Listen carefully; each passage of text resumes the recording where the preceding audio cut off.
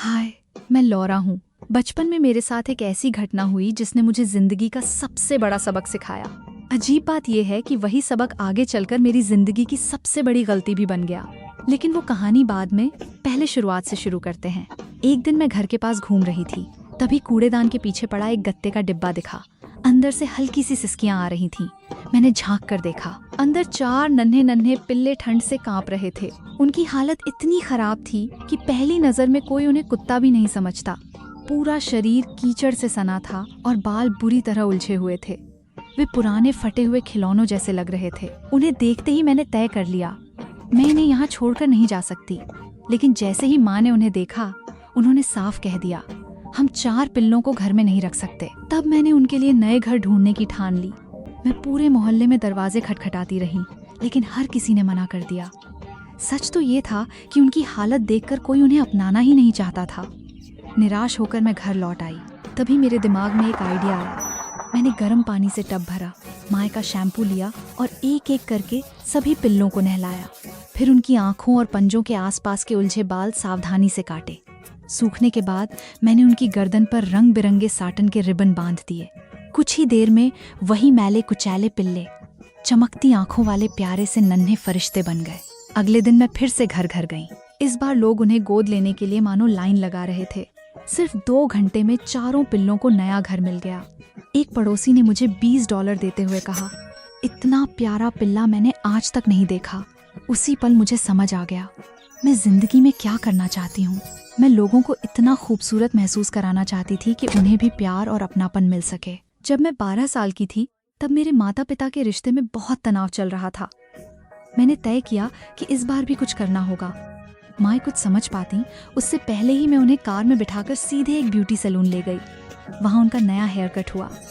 फिर मैं उन्हें शॉपिंग पर ले गई और उनके लिए बिल्कुल नया लुक चुना। उन्हें देखकर लगता था जैसे वो 10 साल छोटी हो गई हों। उस शाम जब पापा काम से लौटे और रसोई में पहुंचे, तो माँ को देखकर वहीं ठिठक गए।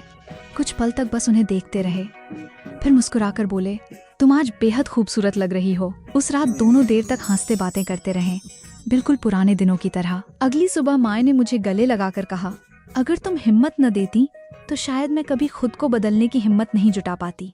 कुछ समय बाद मैंने एक स्थानीय एनिमल शेल्टर में वॉलंटियर बनना शुरू किया। मैं वहाँ कुत्तों और बिल्लियों को नहलाती, उनके बाल संवारती और उन्हें इतना प्यारा बना देती कि उन्हें देखे बिना कोई आगे बढ़ ही नहीं पाता। यही मेरी मुलाकात पहली बार मैक्स से हुई। वो अपने पुराने पालतू कुत्ते के गुजर जाने के बाद एक नया पिल्ला गोद लेने आया था। उसके चेहरे पर साफ उदासी झलक रही थी। लेकिन तभी मुझे एहसास हुआ, मैक्स बिल्कुल उसी आवारा कुत्ते जैसा लग रहा था जिसे हमने कुछ दिन पहले नया घर दिलाया था। बिखरे बाल, उदास आंखें और बुझा हुआ चेहरा। मैंने मन ही मन सोचा, इसके लिए बिल्कुल सही पिल्ला मुझे मिल गया। कुछ दिन बाद मैंने उसे मैसेज किया और पूछा, नया पिल्ला कैसा है? बस यहीं से हमारी बातें शुरू हो गईं। धीरे धीरे हम तस्वीरें शेयर करने लगे, फिर मिलने लगे। 1 हफ्ते बाद हम पार्क में उसके पिल्ले को घुमाने मिले। उसके बाद तो हम लगभग हर दिन साथ रहने लगे। 2 महीने बाद मैक्स ने मुझसे पूछा, क्या तुम मेरी गर्लफ्रेंड बनोगी?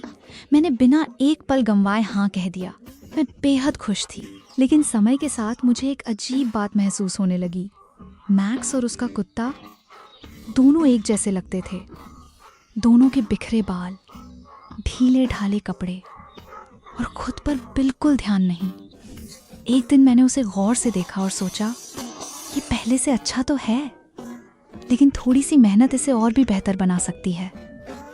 जब मैंने उससे ये बात कही तो वो मुस्कुराकर बोला, मैं जैसा हूँ वैसा ही खुश हूँ। लेकिन मैं कहाँ मानने वाली थी। मैंने कहा, तुम्हें अंदाजा भी नहीं कि तुम कितने शानदार लग सकते हो। अगले ही दिन मैंने उसका जिम में दाखिला करा दिया। अब हम हर सुबह साथ में वर्कआउट करने लगे। फिर मैंने उसकी अलमारी देखी। उसकी ज़्यादातर पुरानी ढीली ढाली शर्ट्स हटा दी और उनकी जगह नए स्टाइलिश कपड़े खरीद दिए। इसके बाद मैं उसे शहर के सबसे अच्छे हेयर स्टाइलिस्ट के पास ले गई। कुछ ही घंटों में उसके बिखरे बाल एक मॉडर्न हेयर कट में बदल चुके थे। मैंने उसे देखकर मुस्कुराते हुए कहा, अब तो तुम किसी मैगजीन के कवर मॉडल जैसे लग रहे हो। फिर मैंने कहा, चलो इस नए लुक का जश्न एक रोमांटिक बॉलिंग डेट से मनाते हैं। मैक्स कुछ पल चुप रहा, फिर बोला, असल में आज रात मेरा कुछ और प्लान था। मैंने जिद की, बस एक शाम मेरे लिए। वो हल्का सा मुस्कुराया और आखिरकार मान गया। हम बॉलिंग कर रहे थे और सब कुछ बिल्कुल सामान्य लग रहा था, लेकिन तभी मैंने देखा मैक्स कुछ अजीब सा व्यवहार कर रहा था। वो बार बार गहरी सांस ले रहा था, जैसे किसी मुश्किल बात के लिए खुद को तैयार कर रहा हो। आखिर उसने कहा, हमें बात करनी है। मैं मुस्कुराई। क्या हुआ? उसने मेरी आंखों में देखा और धीमे से बोला, मैं अब ये रिश्ता आगे नहीं चला सकता। मेरे पैरों तले जमीन खिसक गई। क्या मतलब? हमारा ब्रेकअप हो रहा है।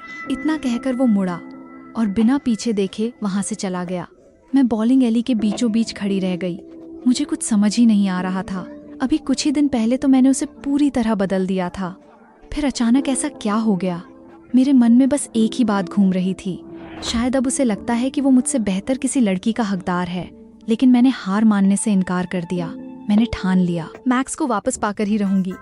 अगली सुबह से मैं रोज 1 घंटा पहले उठने लगी, सिर्फ इसलिए कि संयोग से उसकी मुलाकात मुझसे हो जाए। जब वो अपने कुत्ते को घुमाने निकलता था, हर बार वो बस हल्की सी मुस्कान देता, कोई बहाना बनाता और आगे बढ़ जाता। फिर मैंने एक उदास सा ब्रेकअप गाना गाकर उसे वॉइस नोट भेज दिया। साथ में ये भी लिखा कि वो गलती से भेजा गया है। उसने पूरा वॉइस नोट सुना, लेकिन कोई जवाब नहीं दिया। मैं गुस्से से तिलमिला उठी। इसके बाद मैंने अपने कॉमन दोस्तों से भी कहलवाया कि मैं उसके बिना बिल्कुल टूट चुकी हूँ, कि मैं ठीक से खा नहीं रही, सो नहीं पा रही और हर रात रोते रोते सो जाती हूँ।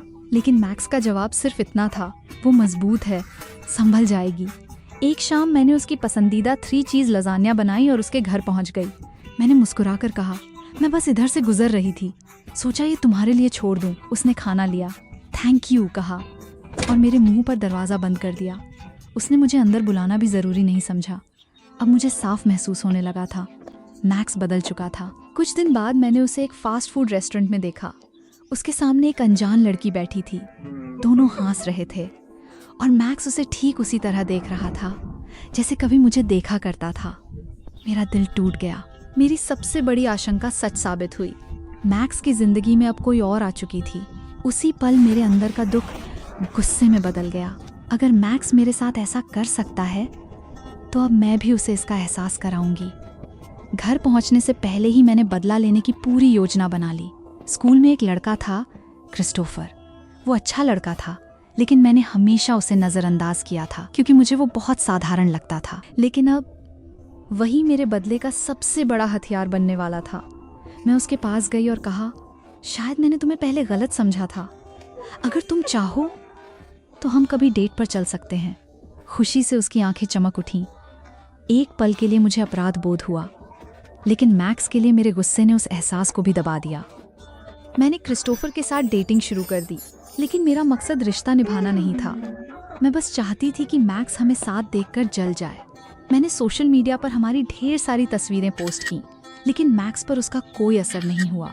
उसे जैसे कोई फर्क ही नहीं पड़ता था। ये देखकर मेरा गुस्सा और बढ़ गया। एक दिन मैं एनिमल शेल्टर में एक रेस्क्यू डॉग की ग्रूमिंग कर रही थी। साथ ही मैक्स की शिकायतें किए जा रही थीं। उसने मुझे किसी अनजान लड़की के लिए छोड़ दिया। तभी क्रिस्टोफर हाथों में बड़ा सा फूलों का गुलदस्ता लेकर वहां आ पहुंचा। ये तुम्हारे लिए? उसे देखकर अचानक मेरे दिमाग में एक नया ख्याल आया। क्रिस्टोफर अच्छा था, लेकिन मेरे हिसाब से वो अभी भी खुद पर ध्यान नहीं देता था।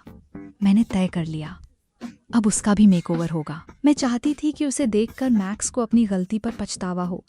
अगले ही दिन मैंने क्रिस्टोफर का जिम में दाखिला करा दिया। उसकी पुरानी अलमारी लगभग खाली कर दी और उसकी जगह नए ट्रेंडी कपड़े खरीद दिए। फिर उसे अपने हेयर स्टाइलिस्ट के पास ले गई। कुछ ही घंटों में उसका पूरा लुक बदल चुका था। लेकिन क्रिस्टोफर खुश नहीं था। वो हर दिन शिकायत करता, मैं बहुत थक गया हूँ, ये नए कपड़े बिल्कुल आरामदायक नहीं हैं। लेकिन मैं उसकी एक भी बात सुनने को तैयार नहीं थी। मैंने कहा, कल तुम्हारे दांत भी वाइट करवाएंगे। आखिर एक दिन वो टूट गया। उसने मेरी तरफ देखकर कहा, दुख इस बात का नहीं कि तुम मुझे बदलना चाहती हो, दुख इस बात का है कि तुम मुझे मेरे असली रूप में स्वीकार ही नहीं कर सकती। कुछ दिनों बाद कॉमन दोस्तों से पता चला कि मैक्स की नई गर्लफ्रेंड का नाम अन्ना है और दोनों साथ में बहुत खुश हैं। हर वीकेंड पार्क जाते हैं और उन्होंने एक दूसरा कुत्ता भी गोद ले लिया है। ये सुनकर मुझे बॉलिंग एली वाले ब्रेकअप से भी ज्यादा दर्द हुआ। मुझे लगा मैं सचमुच हार चुकी हूँ, लेकिन उसी पल मैंने ठान लिया, अब ऐसा बदला लूंगी जिसे मैक्स जिंदगी भर नहीं भूलेगा। सबसे पहले मैंने इंटरनेट पर एक नकली विज्ञापन डाल दिया। उसमें मैक्स का नाम और नंबर लिखकर दावा किया कि वो बेबीसिटर की नौकरी ढूंढ रहा है। अगले 3 दिनों तक उसका फ़ोन लगातार बजता रहा। बेबीसिटर ढूंढ रही दर्जनों माएँ उसे कॉल करती रहीं, लेकिन मेरा गुस्सा अभी भी शांत नहीं हुआ। एक दिन मैं चुपके से उसके जिम के लॉकर रूम में घुस गई। उसके बैग में सस्ते झुमकों की एक जोड़ी रख दी, ताकि जिसे भी वो मिले उसे लगे कि मैक्स किसी को धोखा दे रहा है।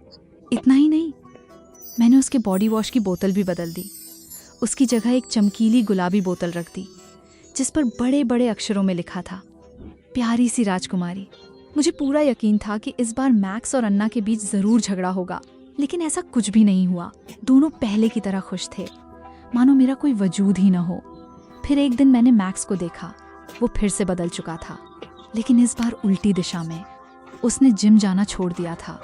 वो फिर से ढीले ढाले कपड़े पहनने लगा और उसके बाल भी पहले जैसे बिखरे रहने लगे। कुछ ही दिनों में वो बिल्कुल वैसा हो गया जैसा पहली बार एनिमल शेल्टर में मिला था। उसी पल मुझे एक बात समझ आई। मुझे अब उस नए स्टाइलिश मैक्स से नहीं, बल्कि उसी पुराने सादे मैक्स से प्यार था। और सबसे बड़ी बात, वो और अन्ना सच में खुश थे। उन्हें एक दूसरे के साथ खुश रहने के लिए परफेक्ट बनने की ज़रूरत ही नहीं थी। तब मैंने पहली बार फैसला किया कि अब मैं उनकी ज़िंदगी से हमेशा के लिए दूर हो जाऊंगी। इसके बाद मैंने सोचा, शायद अब मुझे क्रिस्टोफर के साथ अपने रिश्ते को गंभीरता से लेना चाहिए। आखिर मैंने ही तो उसका पूरा मेकओवर किया था। लेकिन जब मैं उससे मिलने पहुंची तो उसके चेहरे का भाव बदला हुआ था। उसने शांत आवाज में कहा, हमारा रिश्ता यहीं खत्म होता है। मैं सन्न रह गई। क्या? वो बोला, मुझे लगा था मैं तुम्हें जानता हूँ, लेकिन मैं गलत था। इतना कहकर वो चला गया। मैं वहीं खड़ी रह गई। आंखों में आंसू थे और दिमाग में बस एक ही सवाल, आखिर हर लड़का मुझे छोड़कर क्यों चला जाता है? अगले कई दिन मैं टूट चुकी थी। यहाँ तक कि एनिमल शेल्टर में काम करके भी मुझे सुकून नहीं मिलता था। मैं कुत्तों और बिल्लियों को देखती और सोचती, उन्हें तो आखिर अपना घर मिल ही जाता है, लेकिन मैं एक रिश्ता भी नहीं बचा सकी। धीरे धीरे मैंने मान लिया, शायद मेरी किस्मत में हमेशा अकेले रहना ही लिखा है। तभी एक दिन सड़क पर अचानक मेरी मुलाकात मैक्स से हो गई। उसने मुझे देखते ही पूछा, क्या हुआ? तुम कई दिनों से सोई नहीं लग रही। पता नहीं क्यों, लेकिन इस बार मैंने उससे कुछ भी नहीं छिपाया। मैंने उसे सब सच बता दिया। क्रिस्टोफर, हमारा ब्रेकअप, और ये भी कि मैं हर रिश्ते में अपना सब कुछ दे देती हूँ, फिर भी आखिर में अकेली रह जाती हूँ। फिर मैंने उससे वही सवाल पूछा, तुमने मुझसे रिश्ता क्यों तोड़ा था? मैक्स कुछ पल चुप रहा, फिर बोला, मैंने किसी दूसरी लड़की के लिए तुम्हें नहीं छोड़ा था। मैं इसलिए चला गया क्योंकि तुम्हारे साथ रहना मेरे लिए तकलीफ देह हो गया था। तुम हमेशा मुझे बदलने की कोशिश करती रहीं, मुझ पर ऐसी चीज़ें थोपती रहीं जो मैं करना ही नहीं चाहता था। तुम्हारे साथ मुझे कभी ऐसा नहीं लगा कि मैं तुम्हारा बॉयफ्रेंड हूँ। ऐसा लगता था जैसे मैं तुम्हारा कोई अधूरा प्रोजेक्ट हूँ, जिसे हर हाल में परफेक्ट बनाना है। उसकी हर बात सीधे मेरे दिल में उतरती चली गई।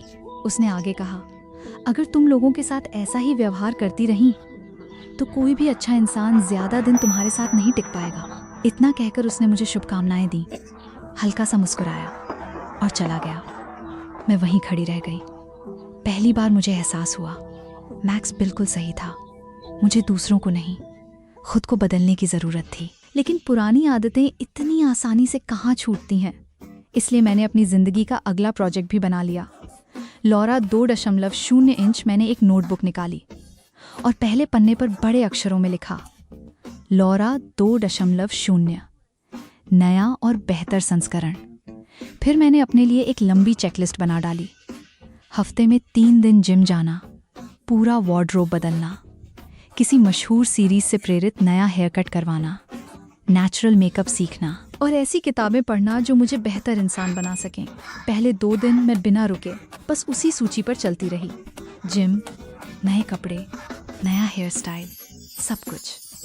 लेकिन तीसरे दिन मैं टूट गई। आईने में खुद को देखा तो सामने लॉरा नहीं थी। एक दिन आश्रय में एक छोटा सा पिल्ला लाया गया। वो इतना गंदा था कि उसके असली बालों का रंग भी पहचानना मुश्किल था। मैंने लगभग 3 घंटे उसकी सफाई की, उलझे बाल सुलझाए, सारा कीचड़ हटाया और आखिरकार वो एक प्यारे से खिलौने जैसा दिखने लगा। उसी दिन एक शादीशुदा जोड़ा उसे गोद लेकर अपने साथ ले गया।